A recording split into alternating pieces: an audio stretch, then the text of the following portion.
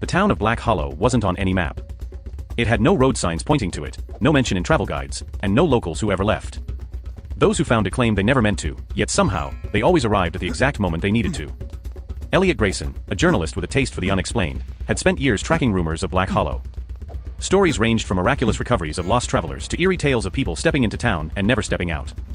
But what drew him there was the most chilling legend of all. Every 10 years, Black Hollow vanished. Not the people, just the town itself.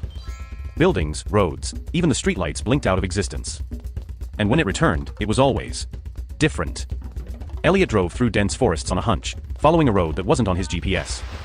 The deeper he went, the more the trees seemed to close in, like silent sentinels guarding a secret.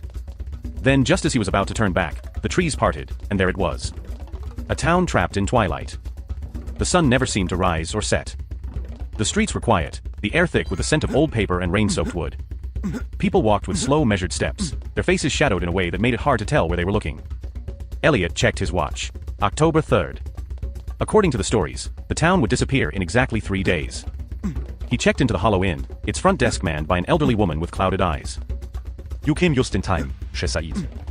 Her voice was soft, yet it carried weight, as if each word was chosen carefully. In time for what? Elliot asked. She only smiled. The reckoning.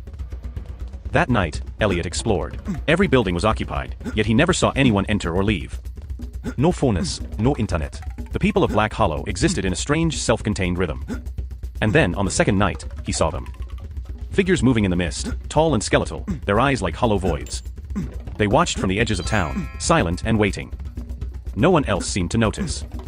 Elliot approached a local, a man named Victor. "Who are they?" he asked. Victor's face palette. "You shouldn't have seen them." "Why?" "Because now they've seen you." The final night came. The figures crept closer. The sky turned a deep, unnatural black. The buildings trembled as if the town itself was breathing. Elliot ran, but there was nowhere to go. As the clock struck midnight, Black Hollow began to dissolve. The ground faded beneath his feet, and he felt himself falling into a void of whispers and cold, endless dark. And then, Silence. he woke on the side of an empty road. His car was parked beside him, his recorder filled with static. No sign of Black Hollow. No proof it had ever existed. But in his pocket, something small and cold. A hotel key. Engraved with 2 words. Come back. Follow for more enjoyable stories.